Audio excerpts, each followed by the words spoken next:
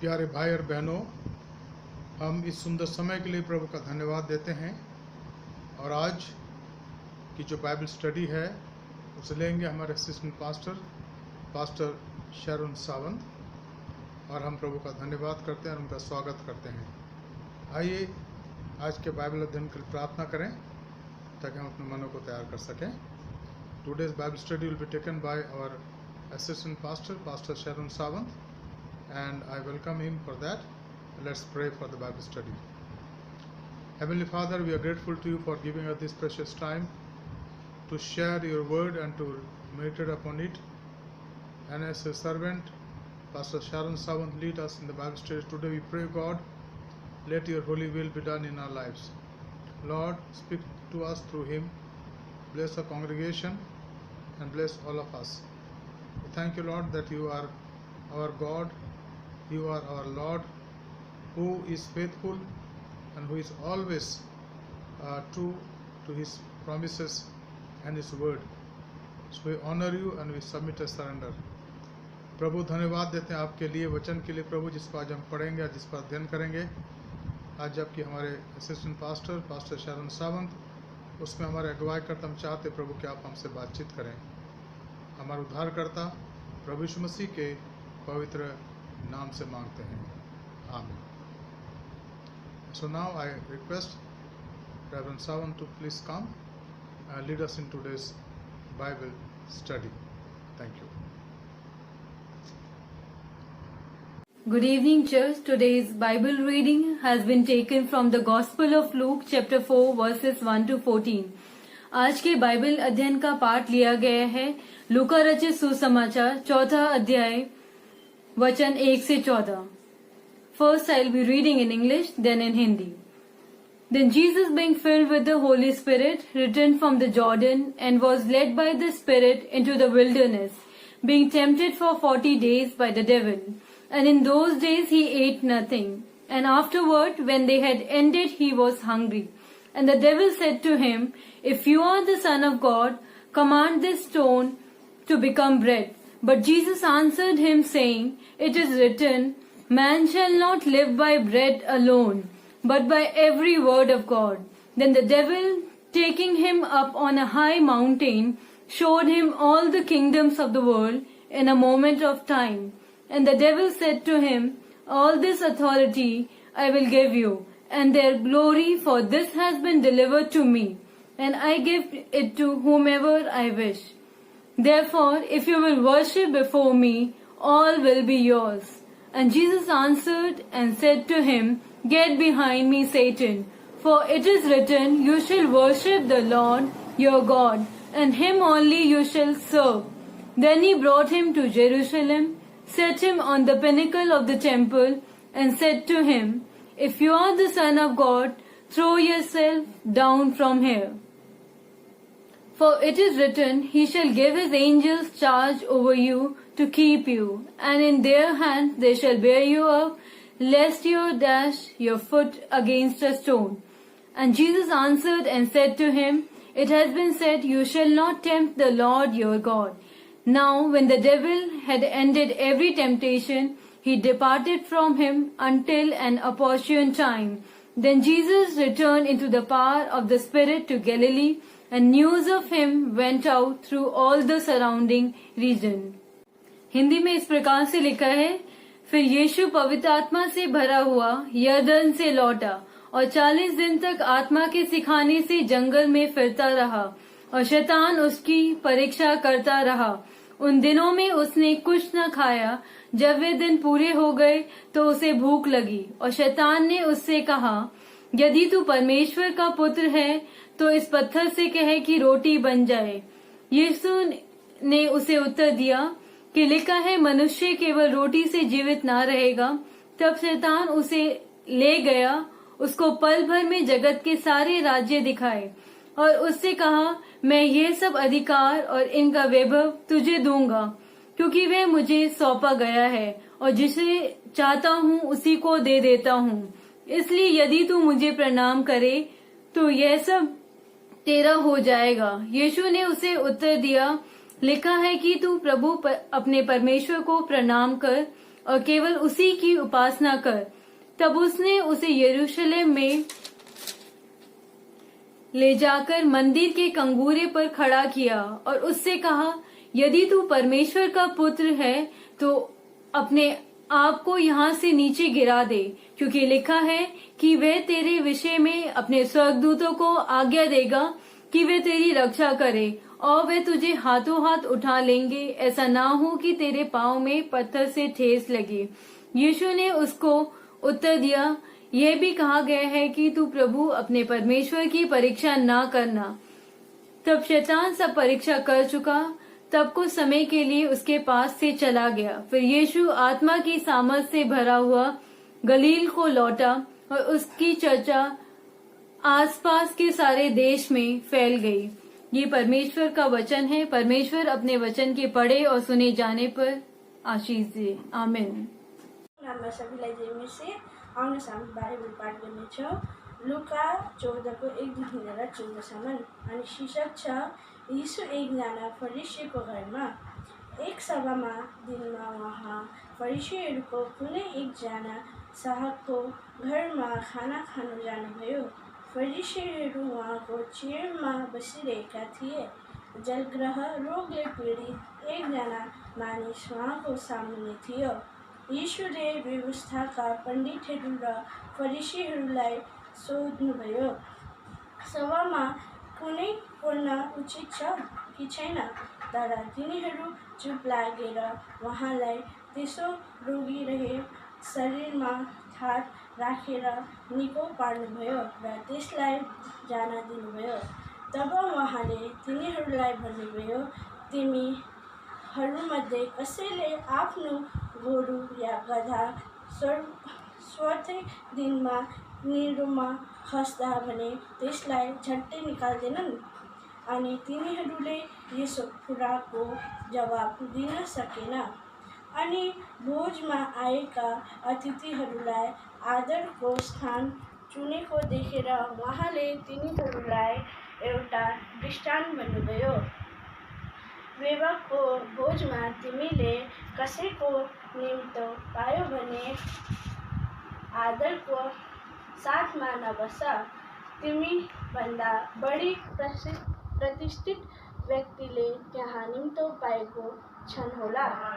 तिमीलाई र तिमीलाई निम्तो दिन मेहमानले आएर तिमीलाई भन्छन्, यिनलाई बस्ने ठाउँ देऊ, र तिनी चाहिँ लज्जित भएर सभाभन्दा तल्लो स्थान बस्नुपर्छ।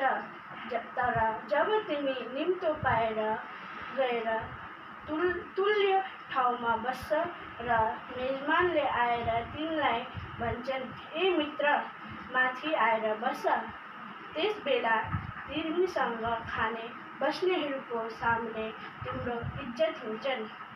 किनकि हरेक जसले आफूलाई उच्च तुल्याउँछन् त्यो होचिनेछन् र आफूलाई होचिने चाहिँ उच्च पार्नेछन्। अनि उहाँले निम्तो दिनेलाई पनि उहाँले भन्नुभयो, तिमीले विवाहमा अथवा बुलाएको भोज लाउँदा आफ्नो मित्रलाई, आफ्नो दाजुभाइ वा तिम्रो कुटुम्बभरिलाई वा धनी छिमेकीहरूलाई निम्तो नदेऊ, नत्र तिनीहरूले पनि साटोमा तिमीलाई निम्तो दिएर तिम्रो गुण फर्काइदिनेछन्।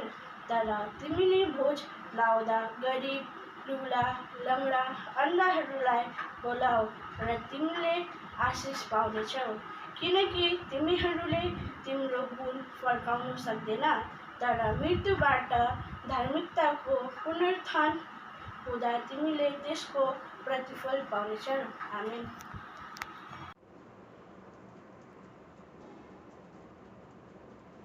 My precious friends, greetings to you all in the most precious name of our Lord and Savior Jesus Christ. I would like to extend my thanks towards God Almighty that He has given me this privilege to share the Word of God with you all in today's evening Vesper. और दूसरा मैं धन्यवाद देना चाहता हूँ हमारे पादरी साहब रेवरेंड डॉक्टर जॉन विश्वास का, जिन्होंने ये मौका दिया कि आज के जो बाइबल स्टडी है उसको मैं आपके साथ बांट सकूं। आज की जो बाइबल स्टडी जो ली गई है वो ली गई है लूका रचित सुसमाचार उसका 4था अध्याय 1 से लेकर 14 वचन तक जो आपके सामने पढ़ा गया। और यही जो चीज है आज हम बात करेंगे टेम्पटेशंस ऑफ क्राइस्ट। यीशु मसीह की जो परीक्षाएं थी, यीशु मसीह की जो परीक्षाएं विल्डरनेस के अंदर हुई थी, एक ऐसे स्थान पर हुई थी जहां पर कुछ नहीं पाया जाता, वहां पर यीशु मसीह की परीक्षाएं हुई। और बाइबल में ये 2 जगह और मेंशन है जहां पर देखने को मिलता है मत्ती रचित सुसमाचार उसका 4था अध्याय 1 से लेकर 11 वचन और मरकुस रचित सुसमाचार उसका पहला अध्याय 11 से लेकर 13 वचन। And it is written in the gospel according to Saint Matthews and Mark as well. और यहाँ पर हम आज के वचन शुरू करने से पहले हम लोग एक छोटी सी दुआ करेंगे and we will ask the spirit of comprehension from God and may God will fill us with his Holy Spirit. Let us pray. Thank you, dear gracious Heavenly Father, for this wonderful moment that you have given us, O Lord. Thank you for such a wonderful privilege that you have given us to hear you and your words with the Spirit and with zeal. And Lord, also provide us your spirit of comprehension so we may grab your words today. And today's Bible study and worship may acceptable unto you, O Lord. और पिता हमारे दिल और दिमाग को आप खोलें ताकि जो कुछ आज हम सुनते हैं ये आपके लिए ग्रहण योग्य हो और परमेश्वर आपकी अनुपम कृपा हम पर बनी रहे। धन्यवाद पिता हमारी प्रार्थना को सुनने के लिए। इस प्रार्थना को यीशु मसीह के उद्धारकर्ता जो हमारा है उसके नाम से हम होकर मांगते हैं, आमीन। अगर हम अजीजों बात करें सबसे पहले तो what is the basic temptation of अस। सबसे जो मुख्य जो कारक है परीक्षाओं का या हमारी टेम्पटेशन का वो क्या है। अगर हम बात करें टेम्पटेशन के बारे में तो ये क्या होता है, something it is desirable and beautiful in nature. ये बहुत ही मनभावना होता है और क्या होता है, बहुत सुंदर होता है अपनी प्रकृति के अंदर। जैसा कि हम देखते हैं जेनेसिस के अंदर जब हवा को सांप जो था, शैतान जो सरपेंट था, उसने टेम्प्ट किया और वो टेम्प्ट हो गई और उसने ये कबूला, ये कन्फेस किया और ये कहा कि ये जो फल है देखने में काफी मनभावना है ना। और उसने वो काम कर दिया और वो टेम्पटेशन में पड़ गई, गिर गई और उसने आदम को भी अपने साथ उस टेम्पटेशन के अंदर क्या किया, सहभागी किया। और फिर दूसरी बात अगर हम एग्जाम्पल के रूप में देखें तो एक डायबिटिक जो पेशेंट होता है ना, डायबिटिक पेशेंट जिसको शुगर होती है और उसके बहुत ही वो क्या कहते हैं काफी डिजायरेबल होता है वो अपने अंदर, और जब उसके सामने कोई मिठाई को रख दिया जाता है तो क्या होता है, खाने की तो बहुत इच्छा होती है मगर अफसोस खा नहीं पाता। अगर अपने मन के अंदर वो व्यक्ति काफी कठोर है या आप कह सकते हैं बेसिक प्रिंसिपल वाला व्यक्ति है तो क्या होगा, वो नहीं खाएगा। अगर नहीं है तो वो क्या करेगा, अपने डिजायर को पूरी करने के लिए थोड़ा बहुत तो उस चीज को चख लेगा जो कि उसके लिए नुकसानदायक है। That is called the temptation. और ये मेरा एक इमेजिनेशन है, मैंने एक वर्स को बनाया है, the book of human being, और उसका मैंने चैप्टर 1 एंड वर्स 1 को लिया है और जहां पर मैं यहां पर एक स्टेटमेंट कोट करता हूं, O humans the heart is one, love your temptation with all of your heart, with all of your mind and with all of your soul and fulfil it. यहां पर अगर हम देखते हैं from the Bible of humans, जब हम देखते हैं जो इंसान है ना, from the beginning in the Bible, कि वो हमेशा किसी ना किसी टेम्पटेशन में पड़े और क्या हुआ, उस टेम्पटेशन के द्वारा वो परमेश्वर की प्रेजेंस से दूर हो गए।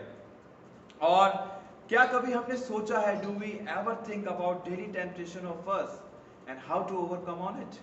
क्या हमने कभी सोचा है कि जो हम निरंतर हमारी टेम्पटेशंस आती रहती है डेली लाइफ के अंदर, या फिर हम देखते हैं कि हमेशा हम परीक्षाओं से घिरे रहते हैं, तो हम इस पर काबू कैसे करें, हम इसको कैसे इसके ऊपर हम विजय प्राप्त करें, आज के हम इस स्क्रिप्चर पोर्शन के अंदर, आज की बाइबल स्टडी के अंदर हम देखेंगे। और दूसरी चीज हम ये भी देखेंगे कि टेम्पटेशन जो रिलेट करता है, जो बाइबल में बताता है, वो टेम्पटेशन रिलेट करता है एक परीक्षा से, वो रिलेट करता है आपके बेसिक प्रिंसिपल से जो आप अपने जीवन के अंदर रखते हैं। क्या हम अपने जो बेसिक प्रिंसिपल्स हैं या हमारे जो मूल सिद्धांत हैं, क्या हम उसको कॉम्प्रोमाइज करते हैं हमारे डेली टेम्पटेशन के अंदर, या फिर हम परमेश्वर की दृष्टि में खरे उतरते हैं। ये आज हम देखेंगे कि प्रभु यीशु मसीह ने हमें क्या सिखाया और कैसे उस टेम्पटेशन के ऊपर उन्होंने हमें बताया कि हम विजयी हो सकते हैं। यहाँ पर पहला जो बैकग्राउंड हम देखते हैं, तो the question starts from regarding fasting, कि जो पहला जो क्वेश्चन स्टार्ट होता है फास्ट से स्टार्ट होता है। और फास्टिंग क्यों उस समय नेसेसरी थी परमेश्वर के साथ संगति करने के लिए या परमेश्वर के साथ सहभागिता करने के लिए। What was the practices of fasting, कि उस समय क्या प्रचलन था फास्टिंग के अंदर। We all know that it was the ancient practice were adopted by the devotee time to time. The necessity of the fast was to abstain ourselves from all desires of human flesh. ध्यान दीजिएगा कि जो fasting हुआ करती थी उसको लोग क्या करते थे, एक ऐसे रूप में लेते थे जहां पर वो अपने आप को हर उस डिजायर से, हर अभिलाषाओं से, जो इंसानी अभिलाषाएं थी, उससे वो अपने आप को क्या करते थे, दूर रखते थे। और फास्ट को वो जब रखते थे और वो अपने आप को जितनी भी जो संसारिक जो चीजें हैं उससे भी वो अपने आप को क्या कर लेते थे, दूर कर लेते थे। That is called the fasting. और यहां पर एक चीज हम और देखते हैं, it was necessary for spiritual growth and it was seeking God's face in the fast. और ये हमारे जो आत्मिक उन्नति है उसके लिए ये बहुत ही कारगर था, आप कह सकते हैं बहुत ही नेसेसरी था, मैंडेटरी था, कि जब हम अपने आप को संसारिक अभिलाषों से दूर रखते हैं या संसार से दूर रखते हैं, तो हम कैसे परमेश्वर के उस संगति के अंदर आगे बढ़ें और कैसे हम परमेश्वर के उस चेहरे को देखें जो कि काफी भावना है मेरे अजीजों। That is called the fasting, to abstain ourselves from all human desires, from all worldly desires। और जब हम इसकी बात करते हैं कि क्यों जो डिवोटीज थे, क्यों जो लोग थे जो फास्टिंग को करते थे, वो पहाड़ों पर जाया करते थे, माउंटेन्स पे जाया करते थे या डेजोलेट प्लेस पे जाया करते थे, जो दर्शाता है, if we talk about the geographical condition of Mount Sinai, जब मूसा ने अपनी फास्टिंग को किया, है ना, और ज्योग्राफिकल कंडीशन अगर हम देखते हैं तो it used to be the like desolate place, ये काफी एकांत भरा एक आप कह सकते हैं एक स्थान हुआ करता था, और जहां पर कुछ बहुत ही या तो ज्यादा रेत हुआ करती थी या सिर्फ जंगल हुआ करता था या फिर रॉकी जो प्लेसेस हैं वो हुआ करते थे। और ये दर्शाता है कि वहां पर लाइफ नहीं होती थी, है ना, वहां पर किसी भी प्रकार का कोई जीवन नहीं होता था। और फिर यहां पर देखते हैं कि biblically if we talk about these such kind of places, that God always used to reveal himself to the people। और वहां पर यह दर्शाता है कि परमेश्वर अपने आप को प्रकाशित करता था ऐसी जगहों पर, जो कि एक सेंस को रखता है कि God gives life into the impossibilities condition, impossible condition, जहां पर असंभवताएं होती हैं, ऐसी असंभवताओं की परिस्थितियां होती हैं, वहां पर परमेश्वर अपने जीवन को देता है। परमेश्वर को देखना, परमेश्वर को महसूस करना, परमेश्वर के साथ संगति को करना ही जीवन को पाना है अजीजों। And that's why the mountain place and these such kind of wilderness and desolate places were chosen by the people and by God. अब जब हम देखते हैं प्रभु यीशु मसीह के बारे में, प्रभु यीशु मसीह ने भी 40 दिन के उपवास को किया, और ये कोई नया नहीं था, क्योंकि जीसस जो थे, प्रभु यीशु मसीह थे, वो भी जो एंशिएंट जो प्रैक्टिसेस हैं उनको वो फॉलो करते थे। और यहां पर जब हम देखते हैं It was the oldest tradition, the ancient practice of spending quality time in the presence of God. The 40 days fasting was the new start of the religious journey.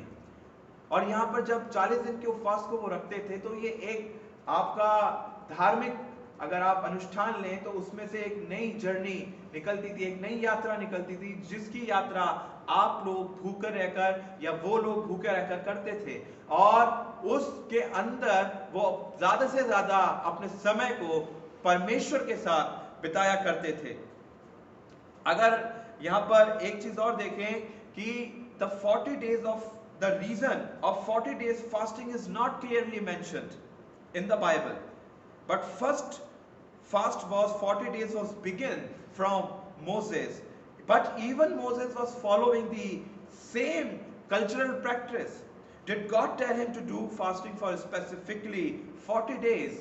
When you read Exodus chapter 24 and verses beginning from 12 to 18 and Exodus chapter 32 and especially verse in the reference of 28, तो वहां पर आपको fasting का जो मतलब है वो आपको मिलेगा।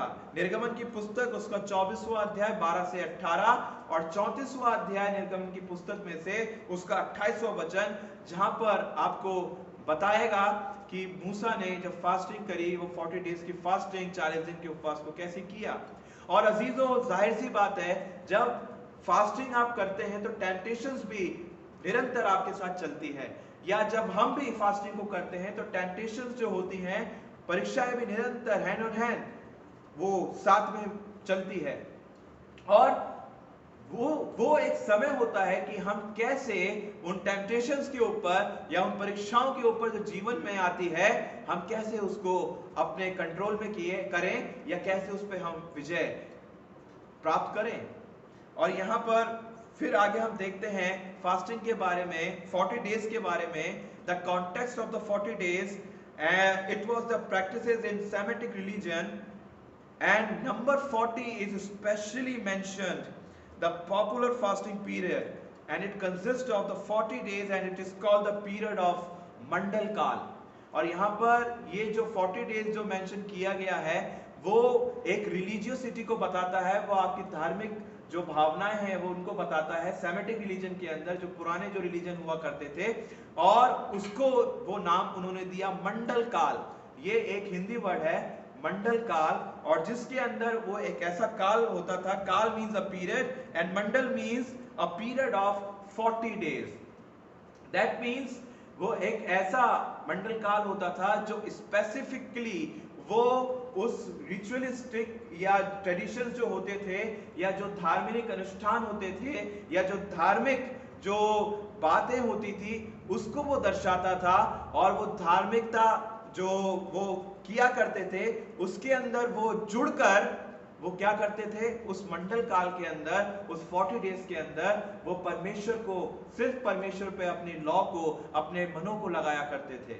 They only used to meditate in God, and that's why I have said they used to face the lots of temptations in their lives as well.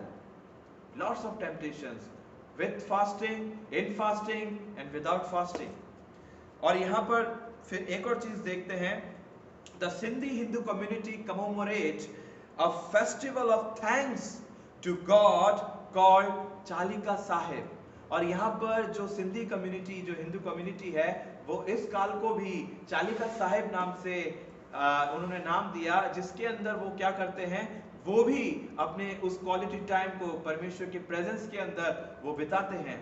And it is how awesome to be in the presence of God all the time। कितना अच्छा अद्भुत है कि हम अपने जो time है, जो प्रेजेंस है, या हमारा जो समय है, उसको हम परमेश्वर के प्रेजेंस के अंदर किस तरीके से हम बिताते हैं। That is called the Mandal Kal, that is called the 40 days, that is called the Chalika Sahib, that is called the fasting which is mentioned in Bible to abstain ourselves from all human desires, from all worldly desires and human flesh। और यही यीशु मसीह आज हमें सिखाना चाहते हैं, and he will teach us today। और जब हम टेम्पटेशन की बात करें, the temptation of Christ is described in the gospel of Matthew, look, mark, as we already I told you. And according to scripture, after being baptized John the Baptist, Jesus fasted for 40 days and 40 nights in the Judean desert. During the time Satan appeared to Jesus and attempted to tempt him towards sin, Jesus having refused each temptation, the devil then departed and Jesus returned to Galilee and he started his ministry. 3 temptations were related with the 10 commandments indirectly. The first is the Satan's temptation were hedonism. It is all about the love of the body, the love of the flesh, the love of the human desires, the love of the worldly things. The second thing talks about egoism. आपका वो pride बताता है, आपका वो स्वाभिमान बताता है या घमंड बताता है, जो कि हमें परमेश्वर पर रखना चाहिए, मगर हम परमेश्वर पर नहीं रखते हुए हमारे जितने भी जो assets हैं, liabilities हैं, या जितनी भी हमारी जो चीजें हैं, महंगी से महंगी ले लीजिए या सस्ती से सस्ती ले लीजिए या कुछ भी ले लीजिए, वो सब ईगोइज्म के अंदर आता है। और जो तीसरी चीज थी वो थी मटेरियलिज्म। मटेरियलिज्म का मतलब है वर्ल्डली थिंग्स, यहाँ पर संसारिक जो चीजें हैं वो इस चीज को बताते हैं। और हम आज जो स्टडी करेंगे आगे चलकर, वो हम इन 3 चीजों के ऊपर ही आज की हम अपनी बाइबल स्टडी को करेंगे अजीजों। हम जो पहली चीज यहाँ पर देखते हैं अजीजों, वो है हेडोनिज्म। जैसे मैंने पहले बताया, प्लेजर और हैप्पीनेस और satisfaction is the highest good and prime ambitious responsibility. और यहाँ पर ये बात की गई है, हेडोनिज्म का मतलब है अपना सुख, भोग, विलास, और सबसे ये हमारा एक मुख्य हमारे जीवन के अंदर एक केंद्र बिंदु बन जाता है, या हमारे लिए एक मुख्य उत्तरदायित्व बन जाता है कि हम उसको किसी ना किसी तरीके से पूरा करें।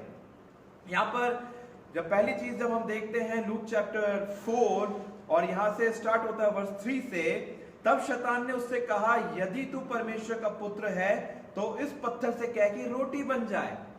क्योंकि प्रभु यीशु मसीह को 40 दिन के बाद क्या हुआ, भूख लगी, है ना।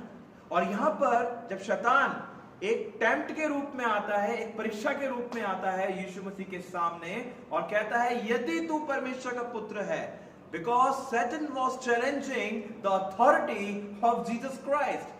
क्योंकि शैतान जानता था कि प्रभु यीशु मसीह ही परमेश्वर है, और वो जब देहधारी रूप के अंदर जब इस संसार में आ गया है, तो क्यों ना मैं देखूं कि यीशु जो खुदा है वो क्या इस टेम्पटेशन में, इस परीक्षा में पड़ता है कि नहीं पड़ता, है ना। और यहां पर जब हम देखते हैं कि यीशु ने क्या रिप्लाई दिया, कि यहां पर रिप्लाई यीशु देता है, यीशु ने उत्तर दिया, लिखा है मनुष्य केवल रोटी से जीवित ना रहेगा।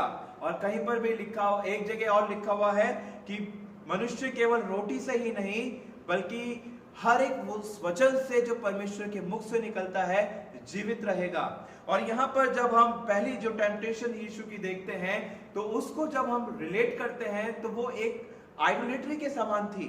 क्योंकि आइडोलेट्री के समान इसलिए थी कि इसका मतलब ये नहीं है कि हम किसी इमेज को बनाकर या किसी पत्थर के सामने हम अगरबत्ती करें, धूप बत्ती करें या उसको दंडवत करें। आइडोलेट्री का मतलब कोलोसियंस चैप्टर 3 वर्स 5 के अंदर साफ साफ दे रखा है।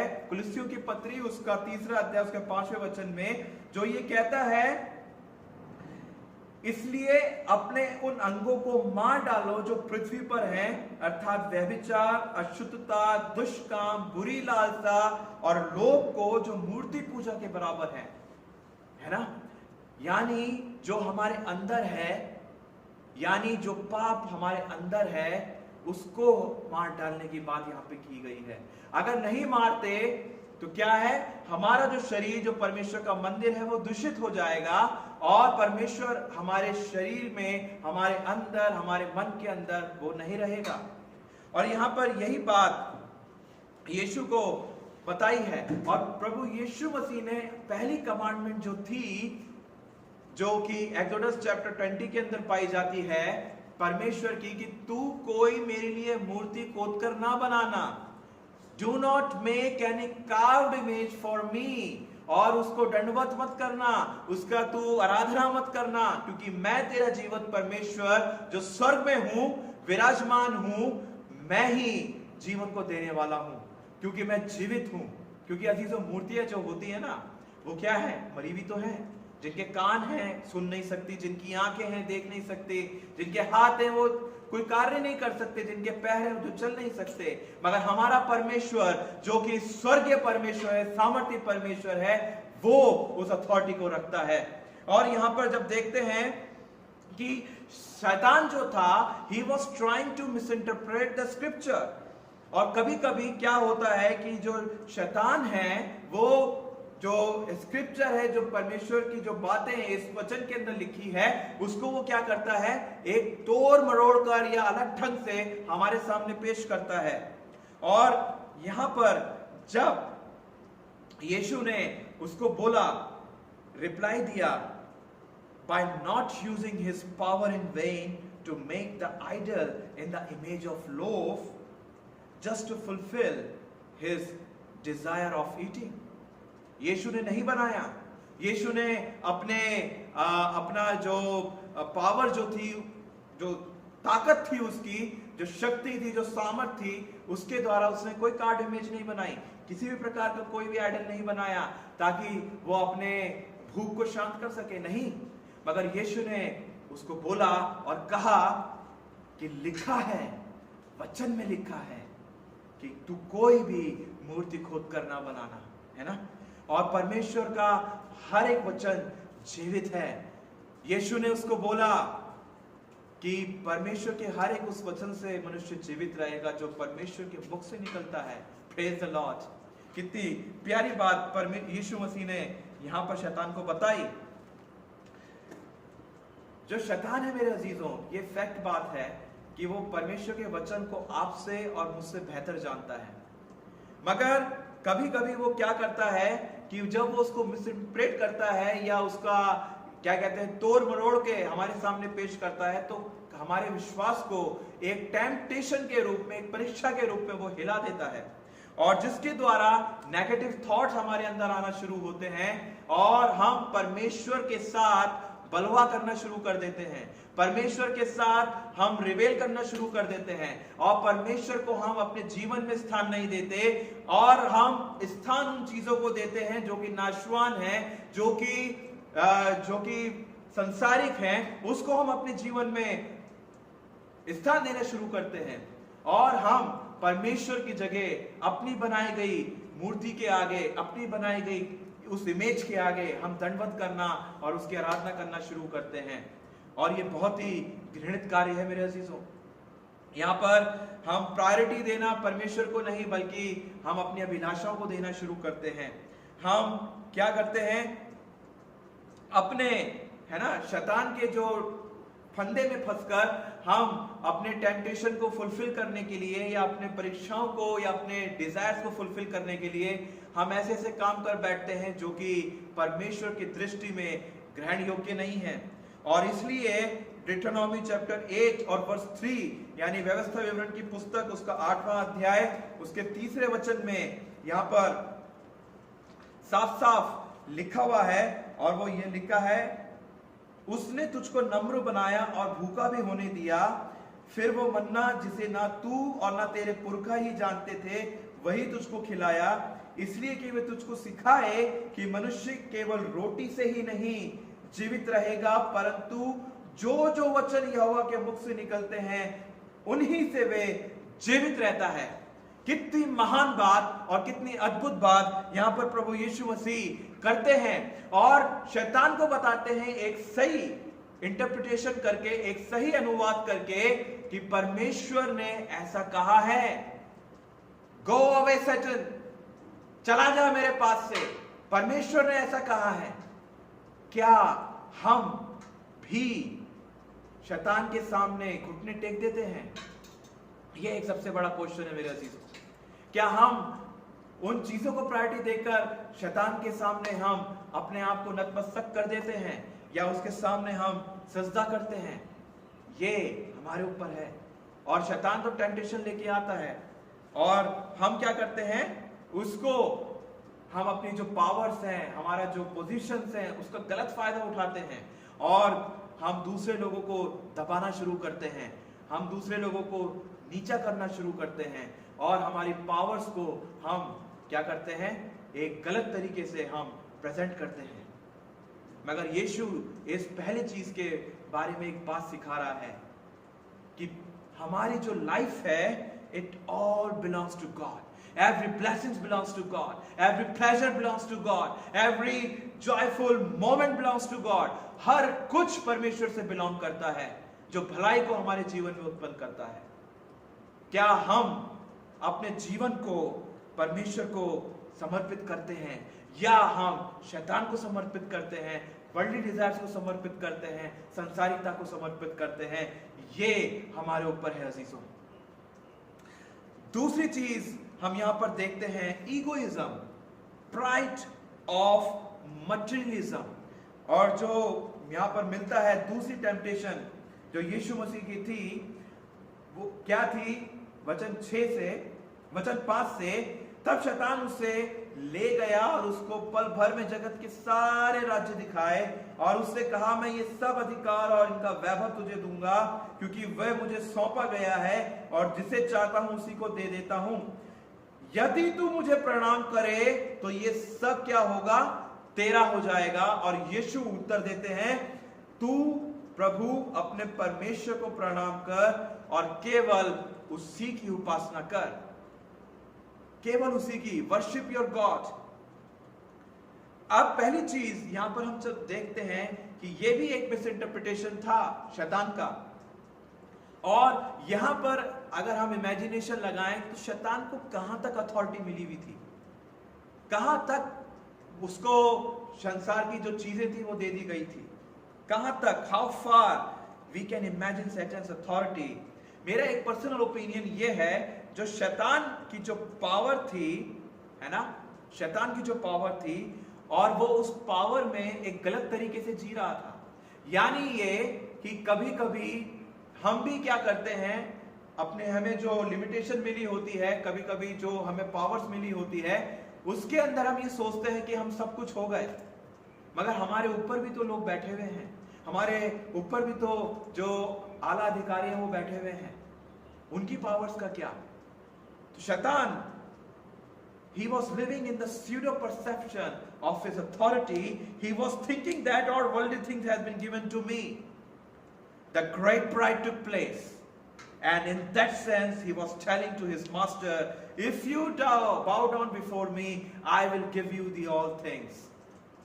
लूसीफर के मन में भी ईगोइज्म आया, लूसीफर के मन में भी क्या हुआ? प्राइड आया और उसने कहा कि मेरे बिना तो क्या है, स्वर्ग का काम नहीं चलेगा, मेरे बिना तो परमेश्वर का काम नहीं चलेगा। और उसने क्या किया? काफी जो स्वर्गदूत की सेनाएं थी उनको अपने साथ मिलाया और परमेश्वर से बलवा किया। क्या नतीजा निकला? निकाल दिया गया परमेश्वर के प्रेजेंस से। ही वाज कास्टेड आउट, वो फेंक दिया गया उसके और उसके दूतों के साथ। यही जो ईगोइज्म है मेरे अजीजों, हमें परमेश्वर की प्रेजेंस से इतना दूर कर देता है, इतना दूर कर देता है कि हम परमेश्वर को हमारे उस अंधेपने के कारण देख नहीं पाते और हम एक झूठ, एक सीढ़ू तरीके से अपने जीवन में जीना शुरू कर देते हैं और ये सोचते हैं कि सब कुछ हमारा है, हम क्या है, यहाँ के राजा हैं। मगर ऐसा नहीं है, ऐसा नहीं है अजीजों। It was the foolishest statement according to me that ever made by Satan in front of his master, Jesus in the flesh, God in the flesh. और यहां पर लिखा हुआ है,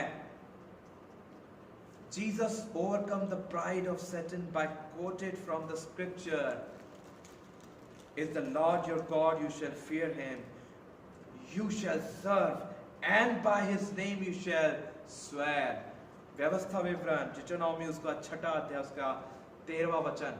और यहाँ पर यीशु कहता है कि तू अपने प्रभु, अपने परमेश्वर की उपासना कर, उसकी आराधना कर और किसी की मत कर। उसको केंद्र बिंदु मान, क्योंकि ईगो जो है वो हमारे जीवन का एक केंद्र बिंदु बन जाता है।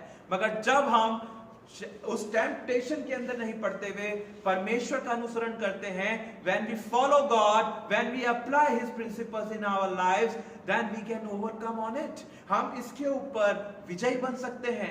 इसके ऊपर हम क्या करते हैं, हम इसके ऊपर एक अपने जीवन को रख सकते हैं एक विजेता के रूप में। और that's why many times, like Satan, we also live in our pride of righteousness, pride of luxurious life, pride of physical beauty, pride of blessings, and we start rebel against God's will. We start to look other to bow down in front of us. We knowingly and unknowingly start to kill our spirit by challenging God's wisdom and holiness. हम परमेश्वर के बुद्धि को और परमेश्वर की पवित्रता को हम चुनौती देना शुरू करते हैं। कितना अजीब बात है अजीजों। एक प्राइड, एक ईगोइज्म है ना, हमें क्या करता है, हमें परमेश्वर से दूर कर देता है। एक अभिलाषा परमेश्वर से हमें दूर कर देती है। अब वो जब करती है जब हम परमेश्वर को हमारे जीवन में स्थान नहीं देते। Jesus replied from the scripture to bow down before true God, but the question is, who is our God? Is it our pride or is it our true God? क्या वो हमारा परमेश्वर है या हमारा प्राइड है? क्या कौन है हमारा परमेश्वर? ये जो choices है ये हमारे ऊपर है। And that's why Deuteronomy chapter 6 and verse 4 to 5 says, love your God. Love your God. परमेश्वर से प्रेम रख, because He is one. Love with all dignity, with all determination. Love your God. And He did not break the second commandment from Exodus chapter 20 and verse 5 to 6. निर्गमन की पुस्तक 20 अध्याय उसके 5 से लेकर 6 वचन तक उसने दूसरी भी आज्ञा को नहीं तोड़ा और उसने परमेश्वर को सर्वोपरि रखा। हम अपने प्राइड को सर्वोपरि रखते हैं, हम अपने ईगो को सर्वोपरि रखते हैं। हम तो गवर्नमेंट सर्वेंट हैं, हम तो राजनेता हैं, हम तो फलाना है, हम तो धमाका हैं। ये सब किसी काम का नहीं है अजीजों, क्योंकि पौलुस कहता है कि मेरा सारा ज्ञान क्रूस की कथा के आगे क्या है, व्यर्थ है। पौलुस जो इतना ज्ञानवान था, स्क्रिप्चर का भी उसको ज्ञान था और सब चीजों का उसको ज्ञान था, मगर वो कहता है सब कूड़ा है, सब कूड़ा है। तो क्या हमारा ईगो क्या परमेश्वर के आगे कूड़ा नहीं है? Is it not waste in front of God? क्या वो व्यर्थ नहीं है? ये हमें सोचने की आवश्यकता है अजीजों। And that's why Jesus is telling to us, love your God, love your God, and bow down before Him only, not in the power of the world, not in front of the luxurious life, not in front of the worldly blessings, but bow down before God and exalt His name on high. This is the second thing that Jesus overcame on the second temptation, and He taught us to become the conqueror of the temptation, over the temptation.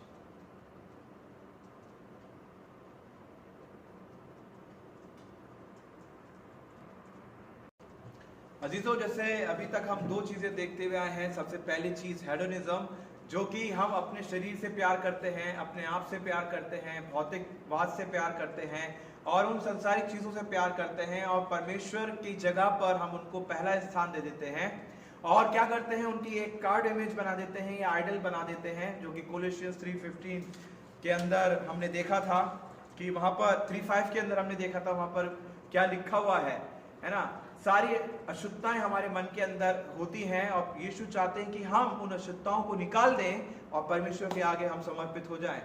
दूसरी चीज हमने ये देखी थी, egoism और materialism. हमारे अंदर pride होता है, हमारे अंदर घमंड होता है, हमारे पोजीशंस का, हमारी डेजिग्नेशन का, हमारी पावर का, हमारे पैसों का, हमारे बंगला का, हमारी गाड़ी का, हर प्रकार से हमारे अंदर वो घमंड पाया जाता है। और फिर जब हम देखते हैं उस घमंड के कारण हम क्या है, हम उसके आगे, उस संसारिकता के आगे हम झुकना शुरू हो जाते हैं।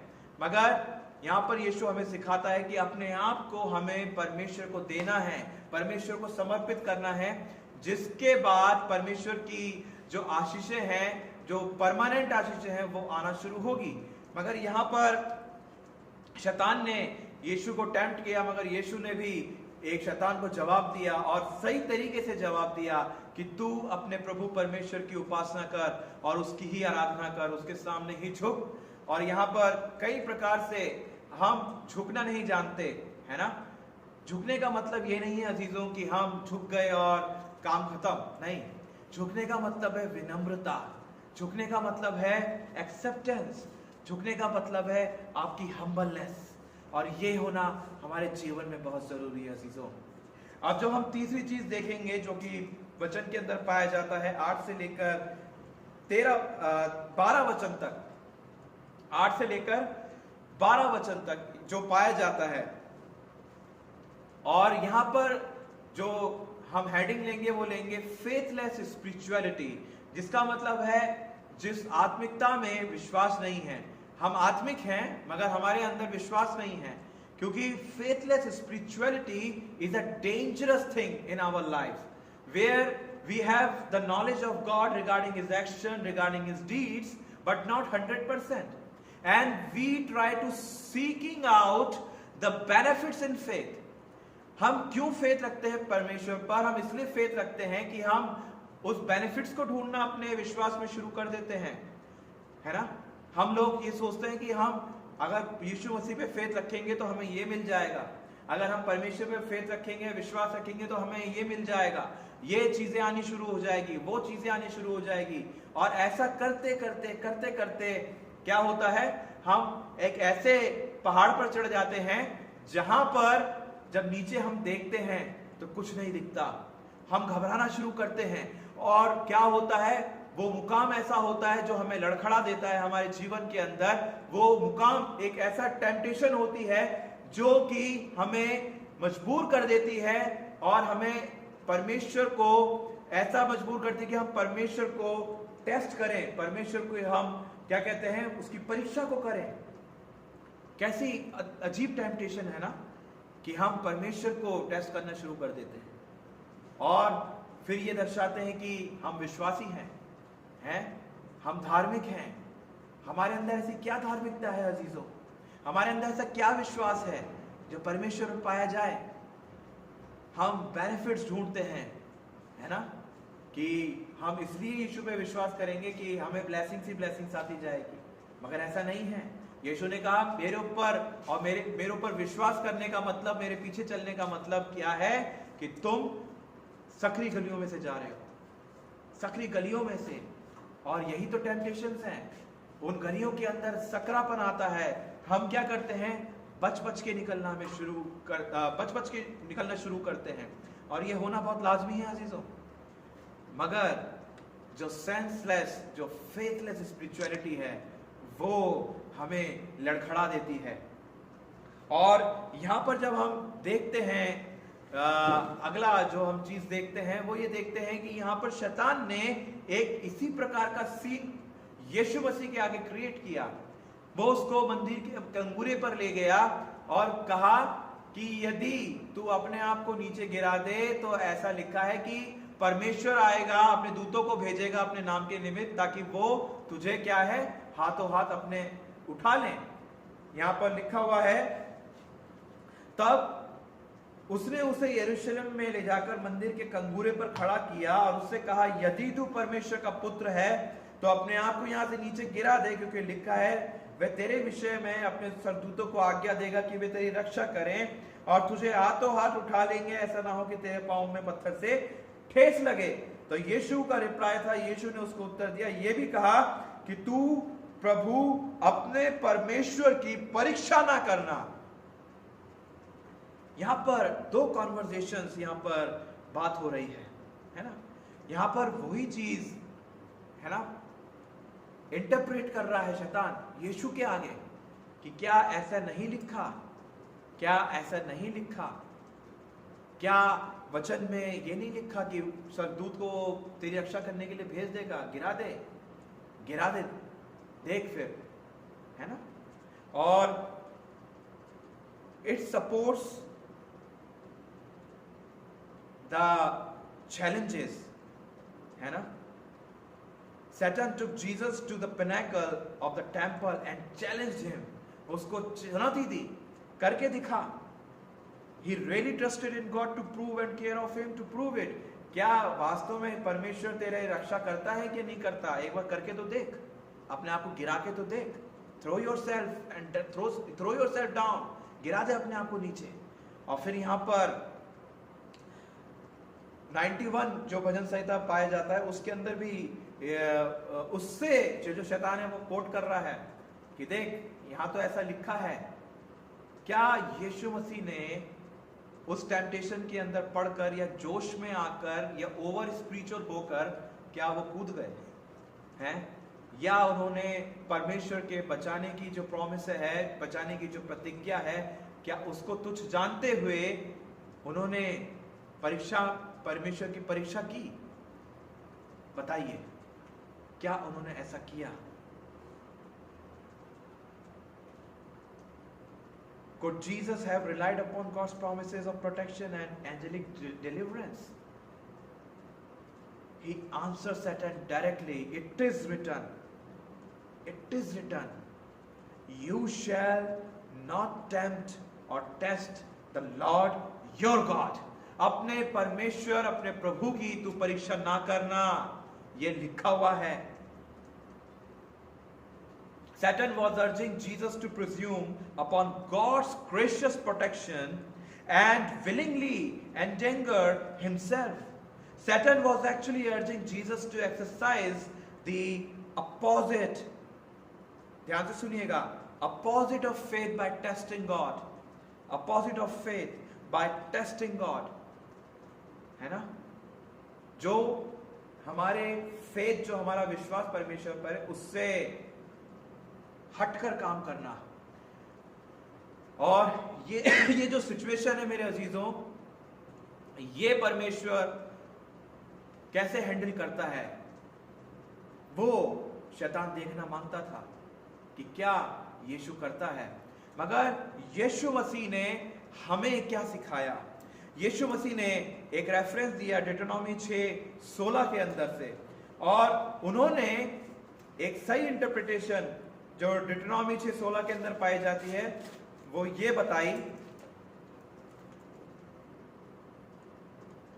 तू अपने परमेश्वर यहोवा की परीक्षा ना करना जैसे कि तुमने मस्सा में उसकी परीक्षा की थी. यहां पर अब यीशु इजराइलियों को बता रहे हैं कि जब इजराइलियों ने परमेश्वर की परीक्षा की और क्या हुए, परमेश्वर की योग्यता को उन्होंने तुच्छ जाना, परमेश्वर को उन्होंने कैपेबल नहीं जाना, और परमेश्वर जो इतना सामर्थ रखता था उनको मिस्र की गुलामी में से छुड़ा कर लेके आ गया. मगर जब वो उनको भूख लगी, जब वो प्यासे थे, तो वो क्या गिड़गिड़ाने लगे, कुड़कुड़ाने लगे, है ना, कुड़कुड़ाने लगे, ब्लेम करने लगे, बजाय इसके कि वो परमेश्वर के आगे आते और कहते परमेश्वर यहां तक आप हमें लेकर आ गए, आगे हमारा विश्वास आपके ऊपर है, आप ही देंगे. क्या परमेश्वर देता नहीं अजीजों? क्या परमेश्वर उनकी नहीं सुनता? आप मुझे ये बताएं, क्या परमेश्वर उनकी बातों को नहीं मानता? अरे जब परमेश्वर अपनी रेस्पॉन्सिबिलिटी पर उनको छोड़ा के ला रहा है तो क्या उनकी परमेश्वर सुध नहीं रखता? मगर उन्होंने इस टेम्पटेशन के अंदर पढ़कर, इस परीक्षा के अंदर पढ़कर उन्होंने अपने विश्वास के अपोजिट काम किया. परमेश्वर की उन्होंने परीक्षा को किया, कुड़कुड़ाना, बुड़बुड़ाना शुरू किया, परमेश्वर से रिबेल करना शुरू किया. आप पढ़ लीजिएगा एक्सोडस के अंदर और लेवी व्यवस्था के अंदर पढ़ लीजिएगा, गिनती के अंदर भी बहुत सारी बातें हैं जो कि दर्शाती हैं कि हम अपने जीवन में भी परमेश्वर की परीक्षा हर समय करते हैं, हर समय करते हैं. और यहां पर जो इजराइल की जो फेथलेस स्पिरिचुअलिटी थी वो भी यीशु मसीह ने शैतान को बताई. कि इजरायली तो पड़ गए परीक्षाओं के अंदर, उन्होंने परीक्षा तो कर डाली परमेश्वर की, मगर जब हम परमेश्वर के अधीन होकर चलते हैं तो इन सारी टेम्पटेशंस को हम रौंद सकते हैं, हम इस सारी परीक्षाओं को हम पार कर सकते हैं और उस पर विजयी हो सकते हैं। शैतान तू किस होश में है और तू क्या कह रहा है? मुझे विश्वास है मेरे परमेश्वर पर, मुझे विश्वास है मेरे खुदा पर कि वो मेरी रक्षा करता है, मगर जानबूझ के मैं ऐसा काम क्यों करूं कि जिसमें परमेश्वर को मैं परीक्षा के अंदर डाल दूं। एक सिंपल सा एक एग्जाम्पल मेरे अजीजों मैं आपको बताता हूं। एक सिंपल एग्जाम्पल है, अगर आप पहाड़ की चोटी पर हैं या फिर आप ट्रैकिंग के लिए गए हैं या हाइकिंग के लिए गए हैं पहाड़ के ऊपर, और जब आप देखते हैं तो आप अच्छे क्रिश्चियन हैं, भले ही आप अच्छे विश्वासी क्यों ना हो, तो क्या आप परमेश्वर की परीक्षा के लिए कूद जाएंगे जोश के अंदर? कहेंगे कि देखता हूं, देख परमेश्वर ने लिखा मैं तेरे नाम के निमित्त आज्ञा दूंगा, मेरे स्वर्गदूतों को वो तेरी रक्षा करेंगे, हैं? या फिर जहर खाएंगे कि परमेश्वर हमें बचाएगा? एक ऐसे ही एक प्रचारक था और वो इस तरीके से प्रोपोगंडा कर रहा था और उसने ये कहा कि सांप और बिच्छू को कुचलने का अधिकार हमें दिया गया है, सांप और बिच्छू को कुचलने का अधिकार हमें दिया गया है, we can trample the scorpions and the serpents under our feet. और उसने क्या किया, एक सांप लेकर अपने कटवा लिया, और जब सांप लेकर उसने अपने कटवा लिया और बहुत तगड़े तरीके से वो एनवायरनमेंट बना हुआ था प्रार्थना का, hallelujah, praise the Lord, hallelujah, और हाथों को उठाना, ताली बजाना, बहुत सारी चीजें उन्होंने करी, बहुत सारी चीजें। मगर पता है 10 मिनट बाद क्या हुआ? जब उसका जहर चढ़ना शुरू हुआ, उसको वॉमिट हुई और उसको हॉस्पिटल ले जाया गया। That kind of faith, that kind of over spirituality is prohibited in the Bible. ये जो चीज है ये बाइबल के अंदर मना है मेरे अजीजों, और यीशु ने वो काम नहीं किया। और हमें भी ये सिखाया कि हमें ओवर स्पिरिचुअल नहीं होना और हमें सेंसलेस फेथ नहीं रखना। फेथ ऑलवेज हैज विजडम, विश्वास हमेशा बुद्धि को रखता है, which exalts God on high, जो कि परमेश्वर को ऊंचा उठाता है, उसके नाम को ऊंचा उठाता है। विश्वास का मतलब ये नहीं है अजीजों कि परमेश्वर को परीक्षा में डालना। विश्वास का मतलब ये है कि परमेश्वर के उन प्रतिज्ञाओं के ऊपर भरोसा रखना और परमेश्वर का अनुसरण करना, ये विश्वास का मतलब है। और परमेश्वर क्यों नहीं काम करेगा? क्यों नहीं करेगा? वो करेगा और वो करता है, करता रहेगा। Generation to generation he will bless his people, those who will follow and apply God's principles in their lives. वो करेगा। यही तो बात यहां पर यीशु मसीह बता रहे हैं, यही चीज यीशु मसीह हमें सिखा रहे हैं। और तभी यीशु ने वो जो आज्ञा थी वो भी नहीं तोड़ी कि don't take my name in vain, मेरा नाम व्यर्थ ना लेना। हम लोग अपने जीवन में भी इस तरीके से जब फंस जाते हैं मेरे अजीजों, हम भी परमेश्वर का क्या कहते हैं नाम लेना शुरू करते हैं, परमेश्वर की सौगंध, परमेश्वर की शपथ खाना शुरू कर देते हैं, है ना। बल्कि हमारा मन जानता है कि हम झूठ बोल रहे हैं, हमारे जीवन वो जानता है, हमारी अंदर आत्मा वो जानती है कि हम क्या कर रहे हैं, परमेश्वर का नाम व्यर्थ में ले रहे हैं। बहुत सारी चीजें हैं अजीजों जो कि हमें परमेश्वर की संगति से दूर कर देती है, और ये हम उस नोइंगली और अननोइंगली उस टेम्पटेशन में ऐसे पड़ जाते हैं कि जहां पर हम परमेश्वर की परीक्षा कर बैठते हैं और इजरायलियों की तरह बड़बड़ाना शुरू कर देते हैं हमारे विल्डरनेस के अंदर, हमारे उस स्थान के अंदर जो कि जंगल जैसा है। और फिर क्या होता है, हम अपने विश्वास में हिल जाते हैं और परमेश्वर की जगह हम अपने प्रॉब्लम्स को जगह देना शुरू करते हैं, है ना। और जब हम उस चोटी पर चढ़कर जब नीचे देखते हैं तो क्या लगता है, बहुत गहरा लगता है, बहुत गहरा लगता है अजीजों। ये हमारे जीवन में बिल्कुल नहीं होना चाहिए। हमें ये कहना चाहिए कि हमारा जो जीवन है वो परमेश्वर से बिलोंग करता है। चाहे हम अपने दुखों की पहाड़ों पर क्यों ना चढ़ जाएं, तब भी हमें परमेश्वर पे भरोसा रखना नहीं छोड़ना। चाहे किसी भी संकट के अंदर क्यों ना पड़ जाएं, तब भी हमें परमेश्वर पे भरोसा रखना नहीं छोड़ना, क्योंकि परमेश्वर का ये वचन तब पूरा होगा जब हमारा विश्वास ओवर नहीं होगा, है ना। हमारा विश्वास विजडम को रखेगा, हमारा विश्वास सेंस को रखेगा, कॉन्शियस होगा। और ये हम जानते हैं कि हमारा परमेश्वर सिर्फ बोलने वाला परमेश्वर नहीं, करके दिखाने वाला परमेश्वर है। हालेलुया। और यही तो परमेश्वर है हमारा, यही तो बात यीशु मसीह बता रहे हैं। हमारे सामने बहुत से लोग आ सकते हैं अजीजों, हमें भटका सकते हैं हमारे विश्वास से, और कई प्रकार की चीजें हमें बता सकते हैं बाइबल में कि आप ऐसा नहीं लिखा, क्या वैसा नहीं लिखा, तब भी तुम्हारा परमेश्वर कहां रहा, किधर रहा तुम्हारा परमेश्वर, कहां गया। क्योंकि एक गाना मुझे इस पे याद आता है, दुनिया वाले ये कहते हैं, रात दिन आंसू बहते हैं, दुनिया वाले कहते हैं कहां है तेरा परमेश्वर, कहां रहा, किधर गया।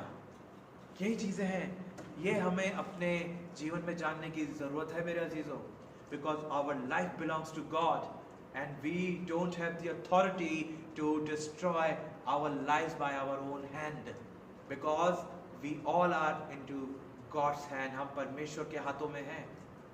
और अंत में कंक्लूजन में मैं यही कहना चाहूंगा मेरे अजीजों,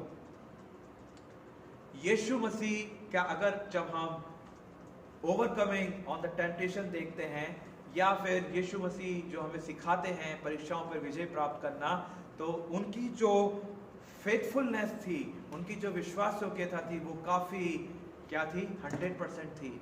और उनकी धार्मिकता भी 100% थी। और उन्होंने सिखाया, जब मानव रूप में मैं आया हूं, है ना, परमेश्वर the God was in flash, जब मानव रूप में मैं आया हूं और जब मैं विजय प्राप्त कर सकता हूं, मैं तुम्हें सिखाता हूं कि तुम जब अपने आप को परमेश्वर को दोगे तो शैतान को कुचल डालोगे। और यही चीज है आजकल जो जवान लोग हैं मेरे अजीजों, हर प्रकार से शैतान उनको डिस्ट्रॉय करता है, परिवारों को डिस्ट्रॉय कर देता है, परिवारों के जीवन में नाना प्रकार की प्रॉब्लम डाल देता है, उनका विश्वास परमेश्वर पे से हट जाता है, पूरा परिवार का परिवार सुसाइड कर लेता है। ऐसी बहुत सारी चीजें हैं जो शैतान उनके जीवन में डालकर उनके जीवन को छीन लेता है, जिसकी प्रतिज्ञा परमेश्वर ने हमसे करी। हम टेम्पटेशन के अंदर पड़कर हम अधीनस्थ हो जाते हैं और हम ये सोचते हैं अपने जीवन को खत्म कर देने से क्या होगा, सब दुख मुसीबत दूर हो जाएंगे। But remember that our journey will be started, our this earthly life. After this earthly life, our journey will be started. एक जर्नी शुरू होगी, एक नई यात्रा शुरू होगी, जब हमारा शरीर यहाँ पर खत्म हो जाएगा। फिर परमेश्वर हमारा जब न्याय करेगा तो वो यही कहेगा, यही बात बोलेगा कि तुमने मुझे परीक्षा में क्यों डाला, क्यों तुमने मुझे परीक्षा में डाला, क्या तुम्हारा विश्वास मेरे ऊपर नहीं था? क्या यीशु ने जब वो इस संसार में 2020 वर्ष या जब भी आए थे, क्या तुम्हें इन बातों को नहीं सिखाया? क्या मैंने कभी तुम्हें छोड़ा? क्या मैंने कभी तुम्हें त्यागा? तब हमारा जवाब यीशु मसीह के आगे क्या होगा? हम इसके कारण हम आत्मिक तरीके से बीमार पड़ जाते हैं अजीजों, और ये जब ही संभव है जब हम परमेश्वर के वचन को दवाई के रूप में ले लें, जब परमेश्वर के वचन को हम दवाई के रूप में पिए, और जिससे कि हमारे अंदर की जो आत्मिक जो बीमारी है वो खत्म हो जाए और परमेश्वर की इच्छा जाहिर हो जाए और परमेश्वर की विल हमारे अंदर आ जाए और परमेश्वर का निवास स्थान हमारे जीवन के अंदर आ जाए। परमेश्वर का वचन बहुत तरीके से ट्रांसफॉर्म करता है, रूपांतरित कर देता है अजीजों। और यहाँ पर शैतान जैसे कई लोग हैं वो आएंगे, इसका मतलब ये नहीं है कि वो नहीं आएंगे, क्योंकि लिखा हुआ है शैतान कुछ देर के लिए छोड़कर चला गया। जब वो यीशु की परीक्षा निरंतर करता रहा तो आप और मैं कौन होते हैं जहां शैतान हमें छोड़ देगा? He is not our uncle, he is not our relative, he is tempter, he is worst tempter. और कब हम उस परीक्षा में पढ़कर परमेश्वर से बलवा कर बैठे पता नहीं। इसलिए हमें अपने आप को परमेश्वर को देना है, परमेश्वर पर विश्वास करना है और परमेश्वर के वचनों को अपने जीवन में रख छोड़ना है। और परमेश्वर आज के इस वचन के द्वारा हम सबको आशीष बरकत दे। आमीन। God bless you all. भंवर के बीच में तू कहता है थम जा, तू मेरी ताकत है, तू ही मेरा ईमान। भंवर के बीच में तू कहता है थम जा, तू मेरी ताकत है, तू ही मेरा ईमान। कल में तू साथ मेरे था, आज भी मेरे साथ है खड़ा, आने वाले कल में भी होगा। उठते हुए उफानों में तू ही मेरी चट्टान, बढ़ती हुई लहरों पे तेरे कदमों के निशान। बीमारियों में तू कहता है तुझा यहोवा राफा, तू ही मेरी शिफा। बीमारियों में तू कहता है तुझा यहोवा राफा, तू ही मेरी शिफा। बीते कल में तू साथ मेरे था, आज भी मेरे साथ है खड़ा, आने वाले कल में भी होगा। उड़ते हुए उफानों में तू ही मेरी चट्टान, बढ़ती हुई लहरों पे तेरे कदमों के निशान।